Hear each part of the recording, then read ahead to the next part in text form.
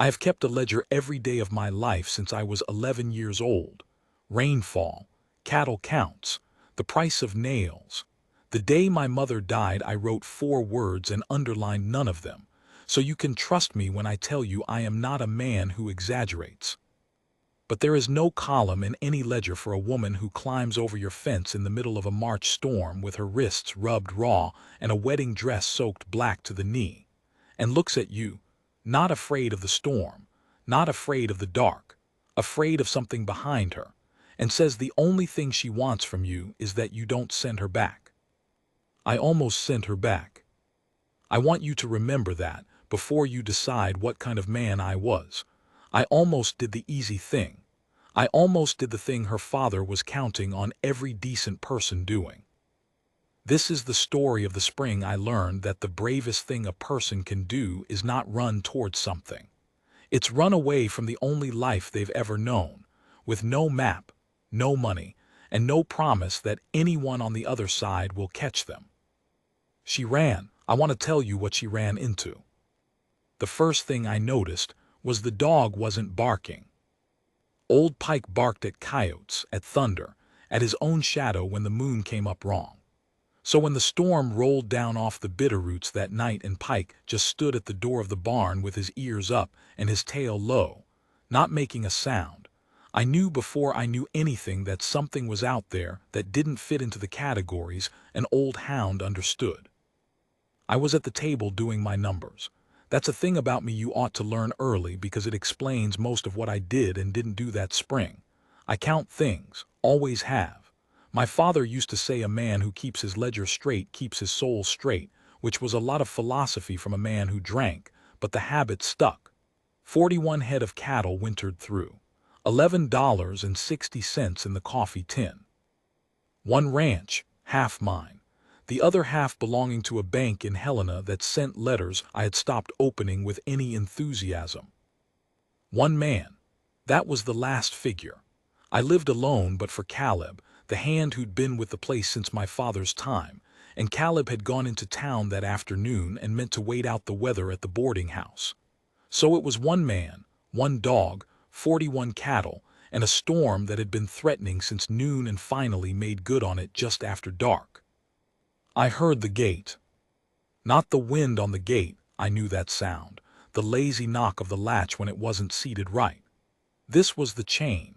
Somebody was working the chain, and in the half-second it took me to stand up, knock my hip on the table, and reach for the rifle I keep by the door, I had already done the arithmetic of who comes to a ranch at the edge of nowhere in a storm at night, and the answer was nobody good. Then Pike whined, low, confused, almost gentle, and I opened the door instead of the window. She was halfway over the fence. I want to describe her honestly because later people would tell the story all wrong, the way people do, all soft edges and moonlight. There was no moonlight.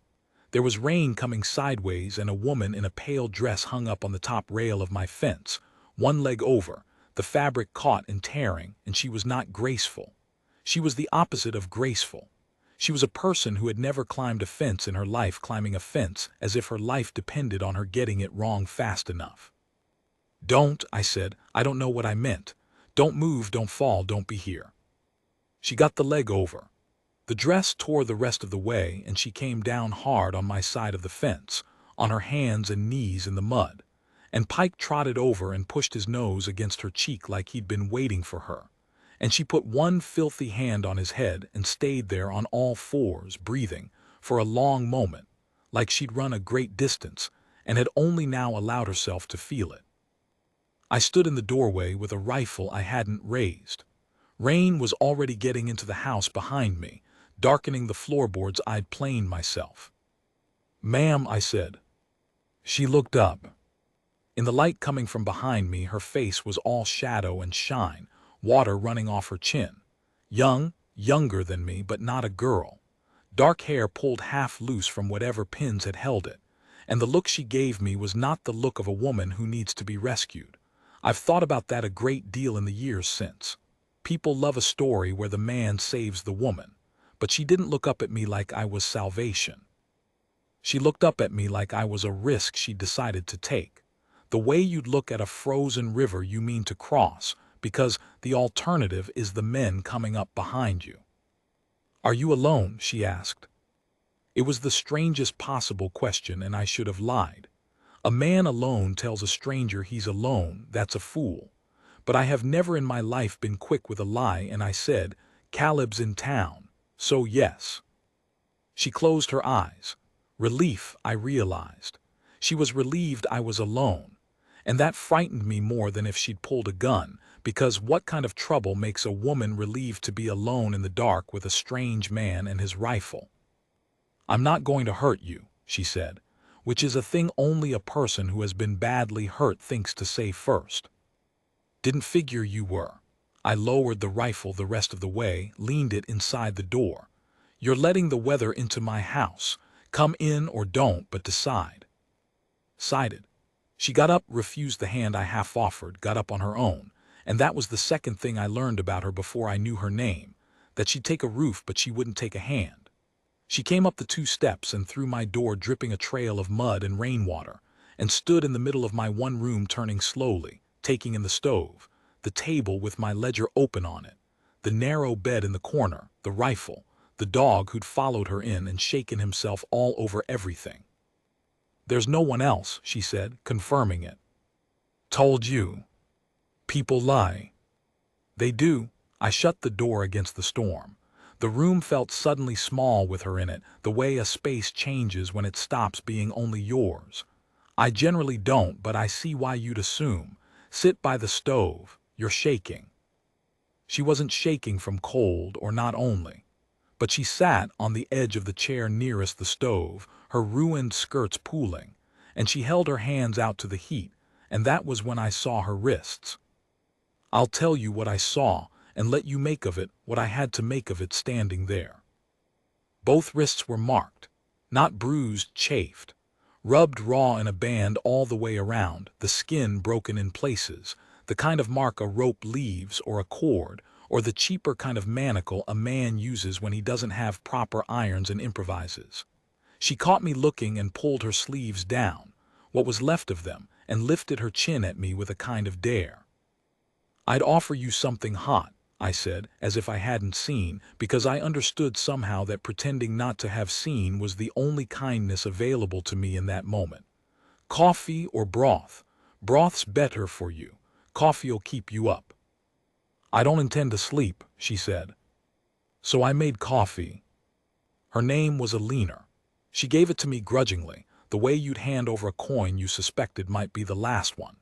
Just Eleanor, no second name, and when I gave her mine, Jonah Reed, this is the Reed place, my father's before me. She repeated it once, Reed, filing it away, and I had the distinct feeling she was building a map in her head of who I was and how much I could be trusted, and that the map was very incomplete and she knew it.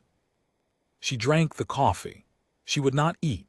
She sat in my one good chair with her back to the wall where she could see the door, and Pike lay down across her feet without being asked, and we listened to the storm. You'll want to know how I came to be here, she said finally. I'll want to know what I'm being asked to do, I said. How you came to be here is your business. What you need from me is mine. She studied me a long moment.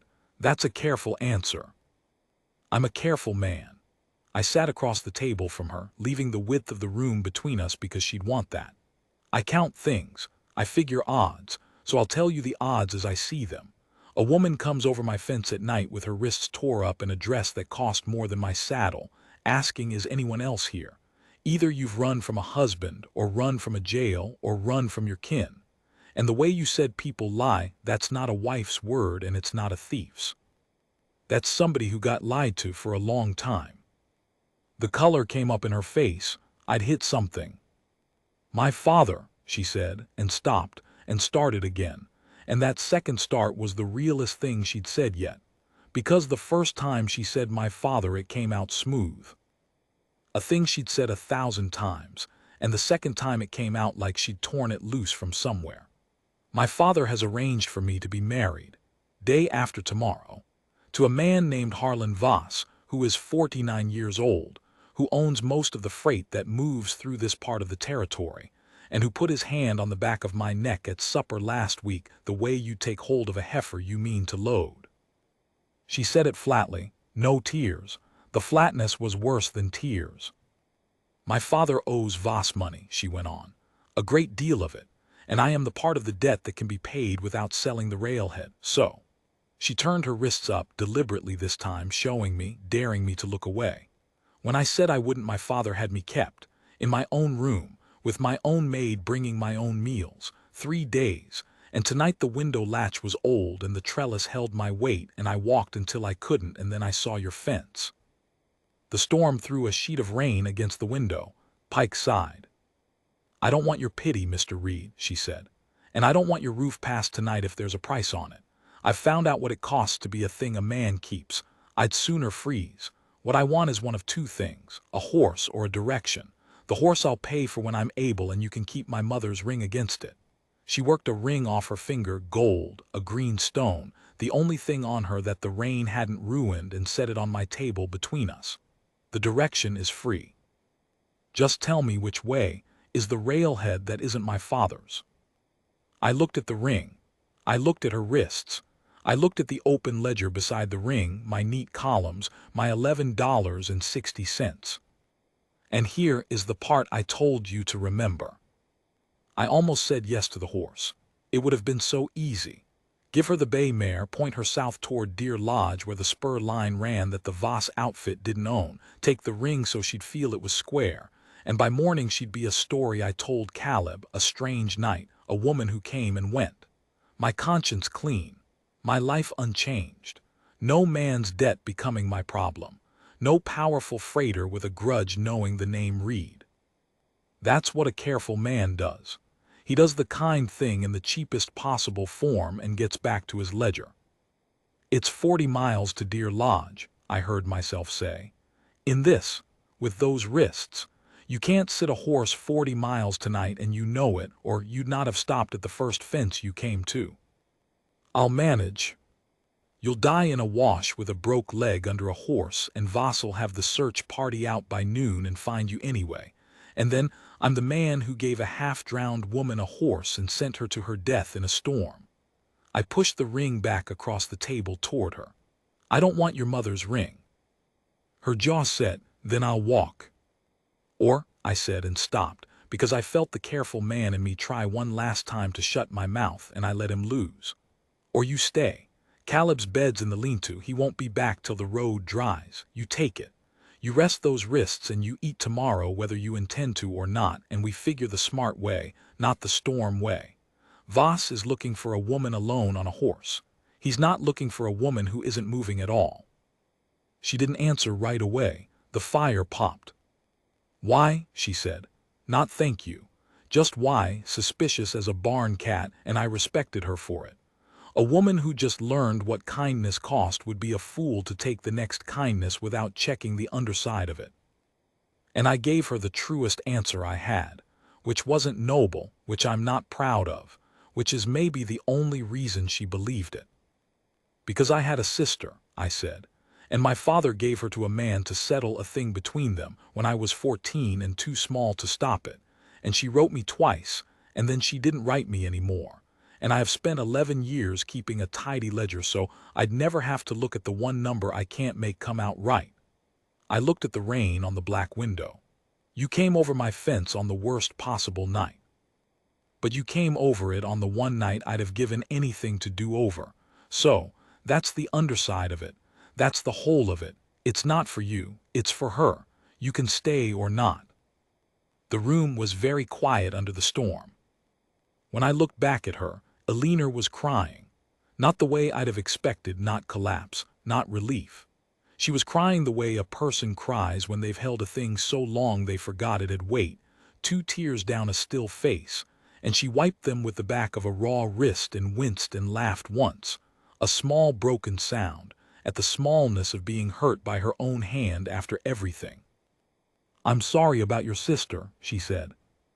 Take the bed, I said, because I couldn't talk about it anymore. She slept. I'll never know how, but she did, exhaustion finally bigger than fear. And I sat up at the table with the lamp turned low and the rifle back across my knees. Not because I thought she'd hurt me, but because somewhere out in 40 miles of dark there were men who would, before this was through. I did the arithmetic again, the new arithmetic, the kind I couldn't write in any column. Harlan Voss owned the freight. Voss had men. Voss had money and the law in his pocket, the way money always does out here, where the law is whoever pays the marshal's salary. A woman gone missing the night before her wedding, he'd not let that lie. He'd ride the country. He'd ask at every ranch. And the man who'd hidden her, if he found that man, would not be dealt with kindly.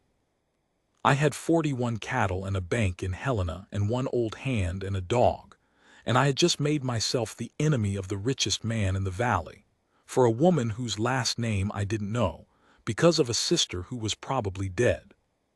A careful man would have given her the horse. I'd stopped being able to be that man somewhere around the second time she said my father. I turned my own wrist over in the lamplight. There was a faint white scar there, old from a wire fence when I was a boy. Nothing like hers. I'd never in my life been held. I'd never had my own door locked on me from the outside. I tried to imagine it, my own room, my own maid, my own meals, and a latch I didn't control, and the picture went somewhere ugly in my chest and stayed there. Toward morning the storm finally wore itself out. The rain went to a drip, the drip went to nothing, and in the new silence I heard her turn over in the lean-to and say a word in her sleep I didn't catch and didn't want to. Pike, who had abandoned me entirely, thumped his tail against the boards from beside her bed. I made a decision while the sky was still the color of a healing bruise. I wrote it in the ledger because I write everything in the ledger, in the margin where the numbers don't go, in pencil so I could pretend later I might erase it. Took in a stranger. Will need a wagon, not a horse. Will need Caleb. Will need to be smarter than a rich man, which I am not yet. And under it, smaller, the thing I didn't want Caleb to read if he ever read my ledger, the thing that turned out to be the truest entry I ever made on that ranch. Glad she came to my fence. I closed the book. Outside, somewhere down the valley toward the Voss Road, a single rider was moving in the half-light, too far to see who, just a darker smudge against the gray, and Pike lifted his head and growled low, the bark he hadn't given the night before finally finding its voice. I knew it by the way he sat the horse before I knew it by his face, that loose, complaining slump a man gets when he's 60-some years old and has ridden through mud since first light because he didn't trust the road to stay passable. Pike's growl turned to a tail and he went bounding out to meet him, and I felt the breath go out of me in a way I hadn't known I was holding. I met Caleb at the gate. He looked at me, looked past me at the house, looked at the torn place in the fence where the top rail hung crooked, and looked back at me. And Caleb has known me since I was a boy who couldn't reach the stirrup, so there was very little I was going to be able to keep from him. "Storm took your fence," he said. "Storm took my fence," I agreed. He swung down, slow, both hands to the small of his back. "Funny," he said. "Storm tore it on the outside rail, like something come over it from the road." He let that sit. "You want to tell me, or you want me to find out the hard way when I go to put my horse up and there's a strange dress hung to dry in my lean-to?" So I told him, not all of it. The shape of it, a woman running from a forced marriage, Voss's name, the wrists. Caleb listened without a word, working a piece of straw in his teeth, and when I got to Voss he stopped working the straw. "Harlan Voss," he said. "Harlan Voss." Caleb is not a man who scares. He'd fought in a war I never asked him about and buried a wife and 2 children to the fever in one bad winter, and gone right on getting up at 4 to feed stock, because that's what was in front of him to do. But he looked at the house then with something I'd not often seen on him, and it took me a moment to name it, and when I named it the name was fear, and that scared me worse than anything had yet. "You know him," I said. "I know what he is." Caleb spat the straw. "I freighted for the man year I was hurt and couldn't ride, drove a wagon for Voss 6 months. You know how a man treats his teamsters tells you everything, Jonah. There was a fella name of Prout broke an axle on the Garnet grade, Weren't his fault, weren't anybody's fault, just bad road and a worse load. Voss docked him the freight, docked him the axle, docked him the day, and when Prout said that wasn't square, Voss smiled at him and said it was square because he, Voss, said it was square, and what was Prout going to do about it? He looked at me. Prout didn't do nothing about it. There's nothing to do about it. The man owns the road, the spur, half the law, and the patience to wait you out. He don't get angry. That's the thing of him. He just collects. And now you've gone and taken something he's already counted as his. In the lean-to, the door opened. Eleanor stood in it in one of my shirts and a pair of Caleb's spare trousers rolled 6 times at the cuff, her hair pulled back, her wrists wrapped in strips of the clean rag I'd left out for her without comment. She'd found it. She'd used it. She looked, in men's clothes with her chin up and her bandaged wrists, more dangerous than she had in the wedding dress, and I understood that the dress had been a costume, and this wary, watchful, getting her feet under her woman, was nearer the truth of her. "You're the hand," she said to Caleb. "Caleb." "Yes, m'm." "He told you who I'm running from." "He did." "And you drove for him," she'd heard. Of course she'd heard. The lean-to wall was a board and a prayer. "So you know what I'm telling the truth about and what I'm not." Caleb regarded her a long moment.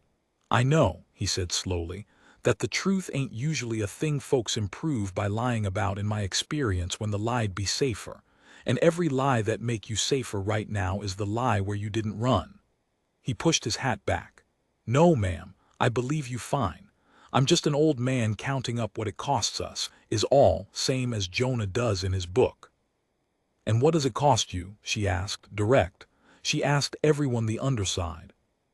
"Everything more unlikely," Caleb said, pleasant as discussing weather, and went to put his horse up. We had 2 days by Eleanor's reckoning. The wedding had been set for the day after she ran. When the bride didn't appear, Voss would assume, for a few hours at least, a girl's nerves, a runaway who'd be hauled back by her own father by suppertime. It was only when her father's men came back empty-handed that Voss would understand she was gone, and turn his own attention and his own riders to the country. That gave us a day, maybe a day and a half, before the Reed place got a visit. Not because anyone suspected me, but because Voss's men would visit everyone, methodical, ranch by ranch, the way you'd search a field for a dropped ring. "We can't outrun him on the open road," Caleb said. We were at the table, the 3 of us, the ledger pushed aside and a different kind of figuring going on. "He's got the spur watched, you can bet, and riders enough to set a man at every crossing between here and Deer Lodge. A woman traveling alone or a woman traveling with a man, either way she's a thing that don't belong on the road and his people'll look twice." "Then I don't travel as a woman," Eleanor said. We both looked at her. "I've got men's clothes on right now." She held out her arms. "Cut my hair. I sit a wagon between the 2 of you, hat down, and I'm a hired hand riding to Deer Lodge with the season's beef money to buy stock. Voss is looking for a runaway bride. He's not looking at the 3rd man on a cattle wagon."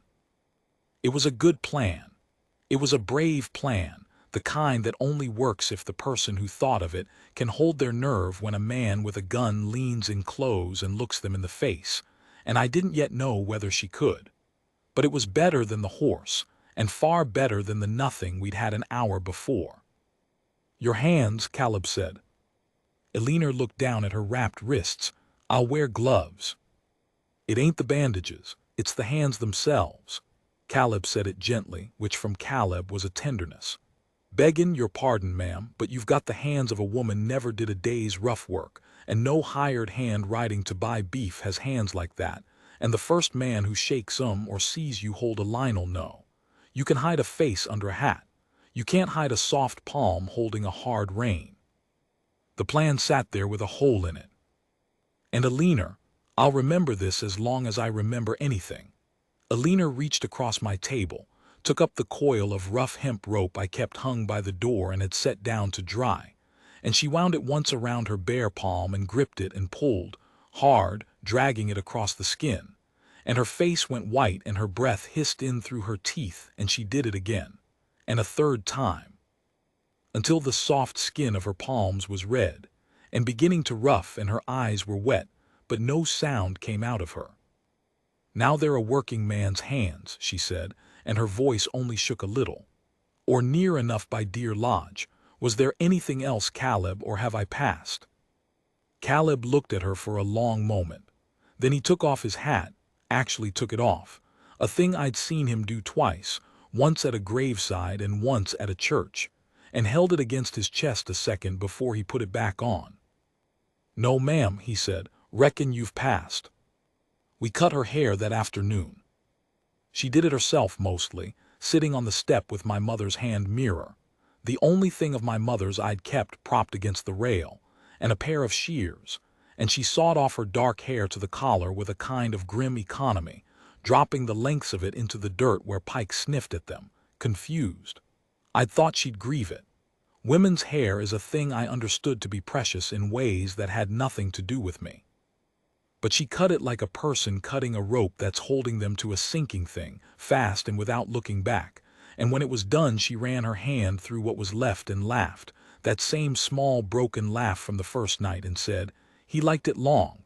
Voss, he told my father he liked it long." She looked at the hair in the dirt. "Good." I gathered up the cut hair when she'd gone in. I don't fully know why. I told myself it was so it wouldn't blow against the fence and catch some sharp eye. But I buried it under the cottonwood by the creek where I'd buried other things, and I have never told her that, and I never will, and I'm telling you now only because you can't reach her. That night I lay awake and did the heavy arithmetic. Because here is the thing the brave plan didn't account for, the thing I'd seen and Caleb had seen and neither of us had said in front of her. If Voss's men came to the Reed place before we left, and they might, the timing was a coin toss. Then there was no wagon, no disguise, no Deer Lodge.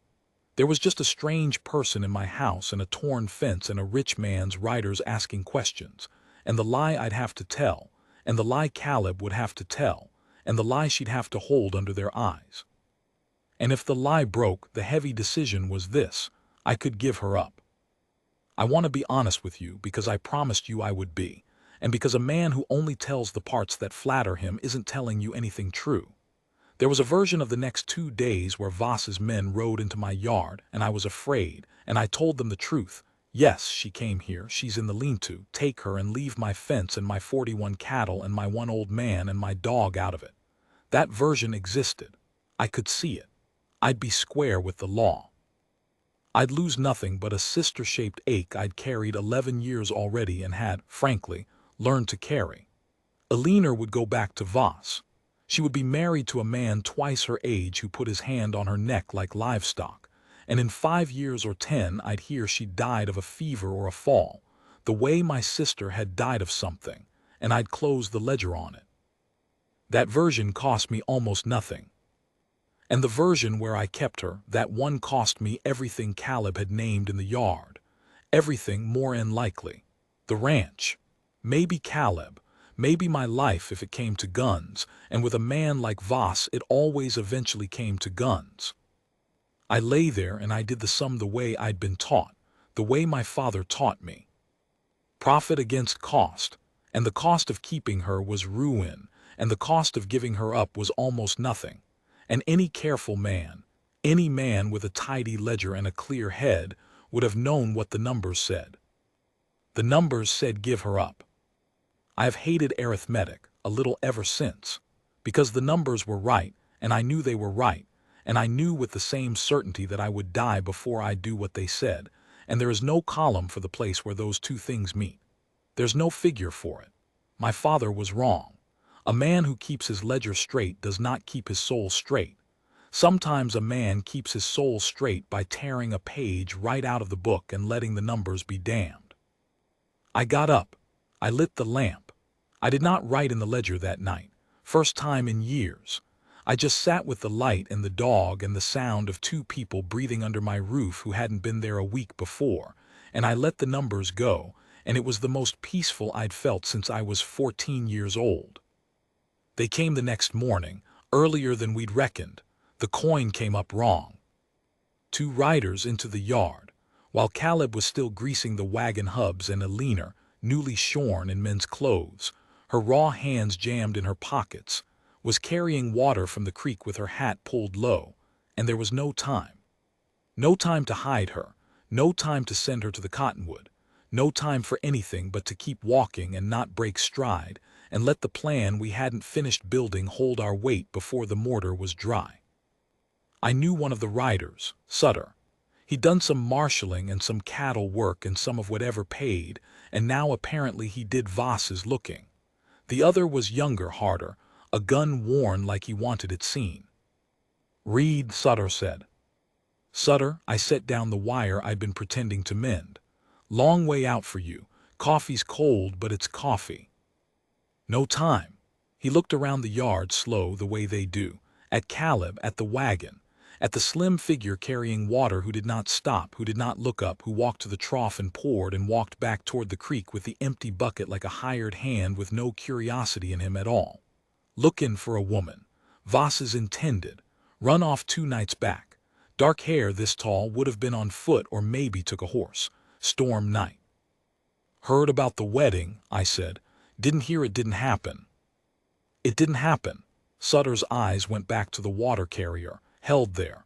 "My heart did a thing it had no business doing. You got a new hand, Reed. Last I knew it was just you and the old man." And there it was.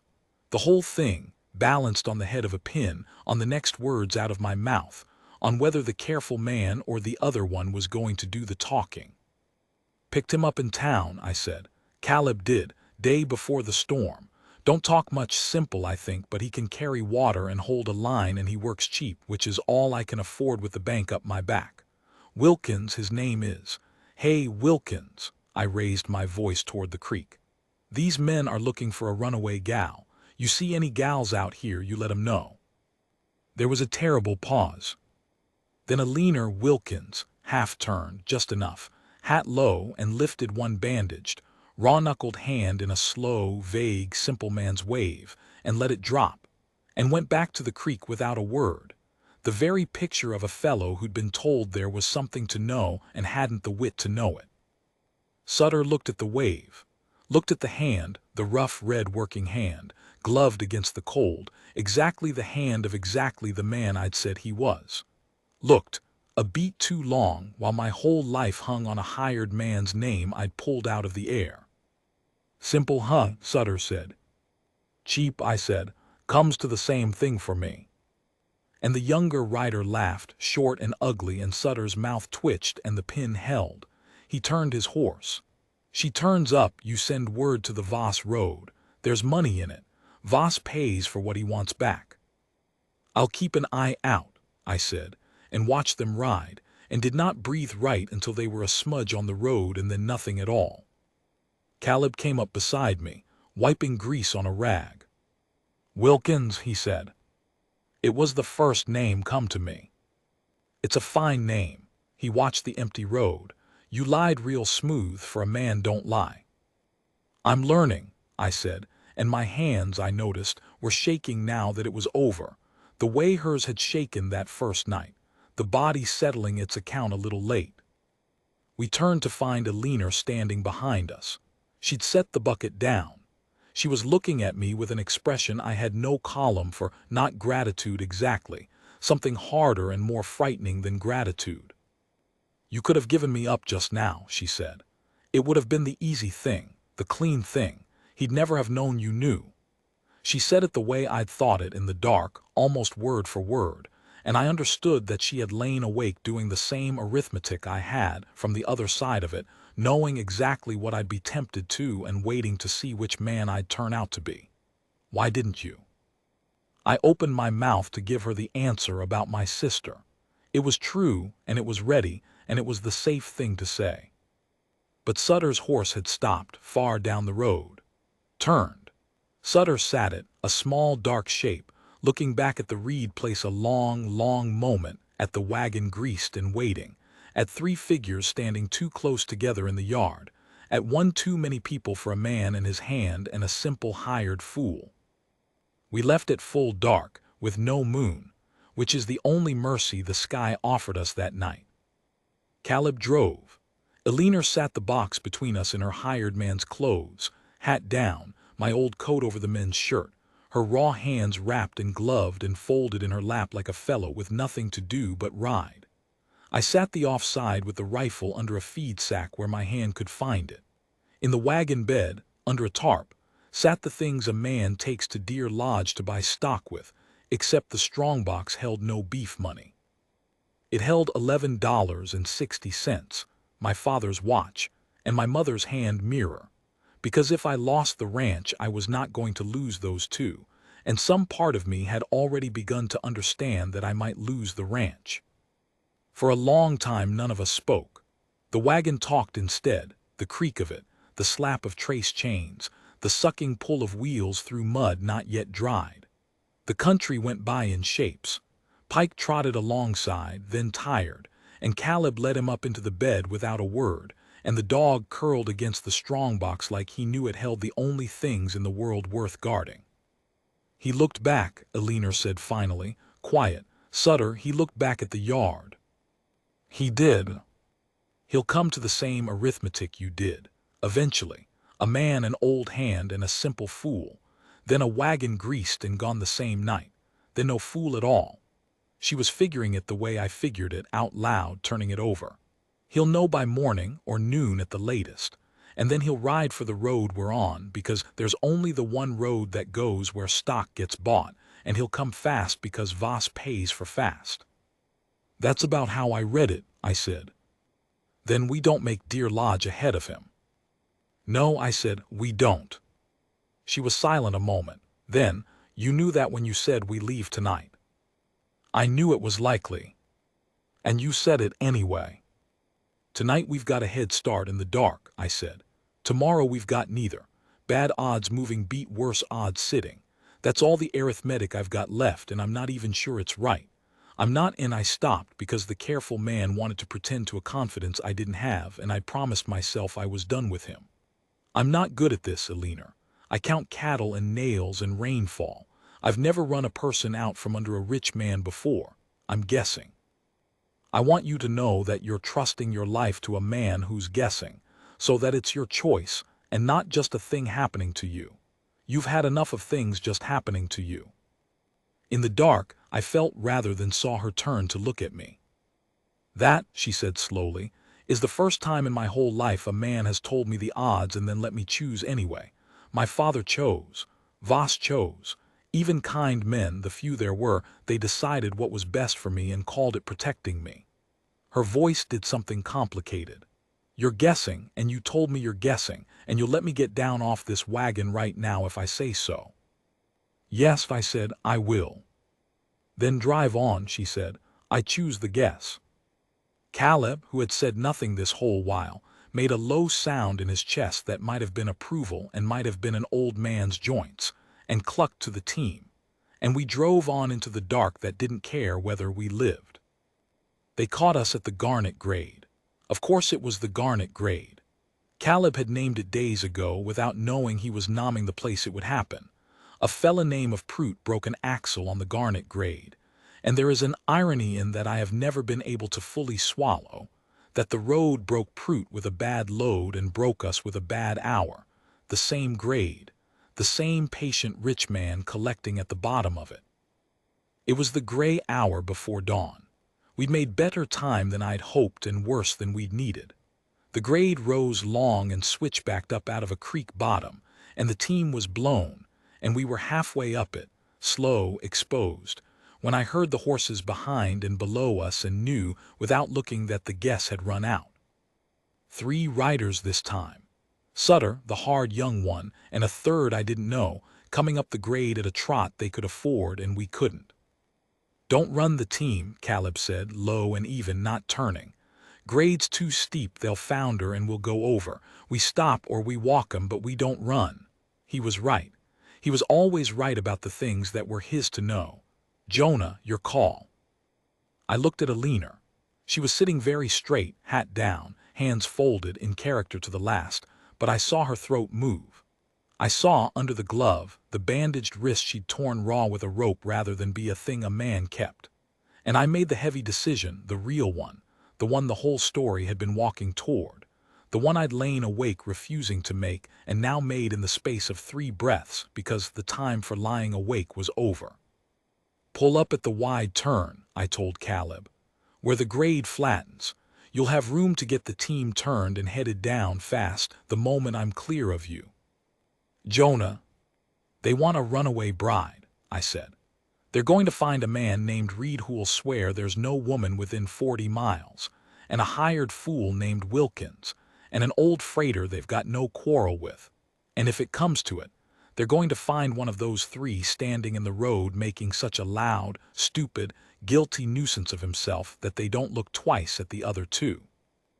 I checked the rifle under the feed sack, not to use it, God help me, 3 guns to my one. I was no fool about that, but because a man who means to bluff loud had better have the prop in his hand. "You get her down the far side and you don't stop for me. You hear? You don't stop.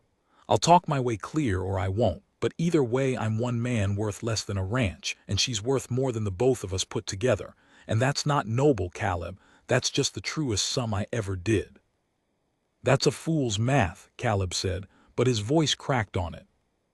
"It's the only math that comes out right," I said. "Pull up." Eleanor's gloved hand closed over my forearm. Hard. The grip of a working hand now, not a soft one. She'd made it so herself, with a rope, 3 nights and a lifetime ago. "No," she said. "Eleanor." "No." And she did the thing I will carry to my own grave, the thing that undid every sum I'd ever done. She took off the hat. In the gray light, her shorn head and her bare face caught what little there was, and she stood up on the box of a stopped wagon halfway up the garnet grade where 3 of Voss's men could see her plain, and she stopped being Wilkins, stopped being hidden, stopped being a thing carried to safety by braver people, and she made herself the loudest, stupidest, guiltiest nuisance in the road, because she had decided she was done being protected by other people's sacrifices. "I'm here," she called down the grade. Her voice rang off the rock. "I'm the one you're looking for. These men are hired hands who don't know me from Eve. I paid them to drive, that's the whole of it. You want me, you've got me. But you'll tell Harlan Voss something first." The riders had stopped. Sutter's hand was on his gun, and his face was pure astonishment.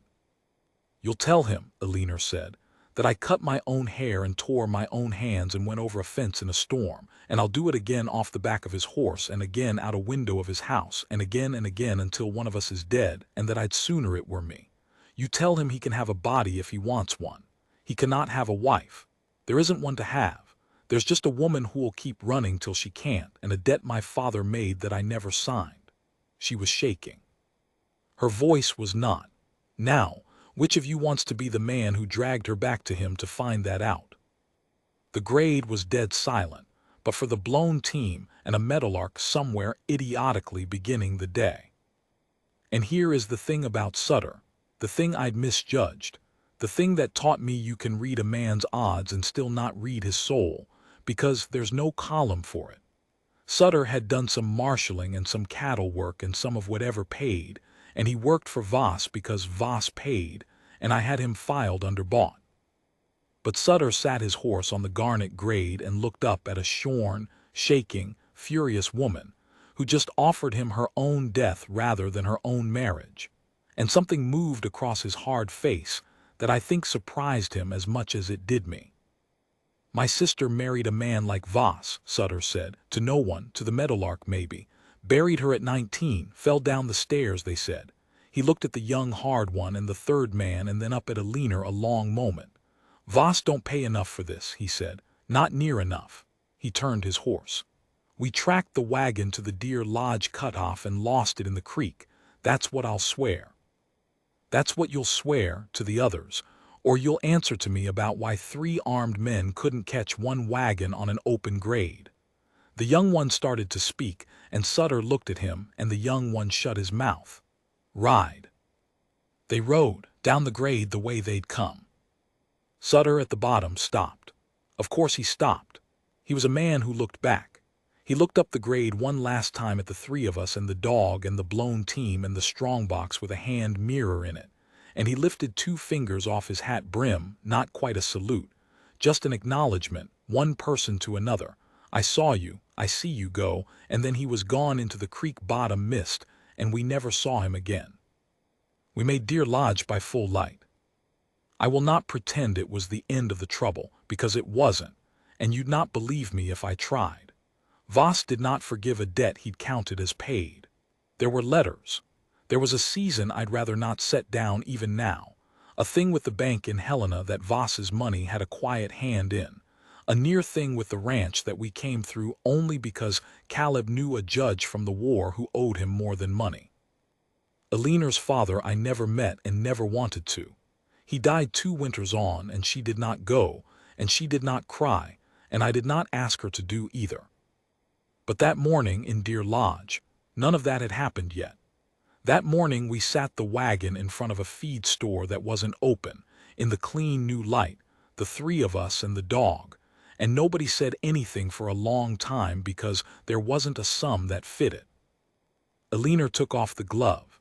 She looked at her own raw palm in the daylight, the working hand she'd made herself, and then she reached into the strongbox, past my father's watch and my $11.60, and she took out my mother's hand mirror, and she looked at her shorn head and her bare face in it, a long, level look, the look of a person meeting someone they'd not been introduced to before.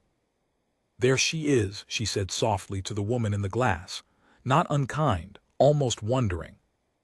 I thought of the cut hair I'd buried under the cottonwood and didn't say it. She put the mirror back. She put the glove back on, and she turned to me, and there was rice paper light in her tired face, and she said, "You told me the first night you keep a ledger because of one number you can't make come out right." She paused. "Did it come out right tonight?" I thought about my sister, who'd written me twice and then never again. I thought about a 14-year-old too small to stop anything. I thought about the page I'd torn out, the night I stopped writing numbers, the most peaceful I'd felt in 11 years. "No," I said, "it doesn't come out right. I don't think it ever will." And then, because I was done with the careful man, all the way done, but I stopped needing it to, somewhere on the grade, I think I'll keep a different kind of book now. She didn't ask what kind. She just nodded, slow, like a person who'd kept a few different kinds of books herself. And Pike put his head in her lap, and Caleb climbed down stiff to go bang on the feed store door, though it was an hour from opening, grumbling about coffee, giving us the only privacy a wide street allows, which is the privacy of a man pretending very loudly to be busy. Eleanor looked at the empty road we'd come down, then at the road ahead, which went on past Deer Lodge to places neither of us had been. "I don't know what happens now," she said. It wasn't fear. It was almost the opposite. A woman who'd never once in her life not known what was going to happen to her, saying the most frightening and most free thing she'd ever said. "Neither do I said. And for the first time since I was 11 years old, I found I didn't need to." She reached over and took my hand, the working grip, sure and rough and alive, and we sat there in the new light not knowing, the dog between us, the old man banging on a door that wouldn't open, the mountains going gold behind us.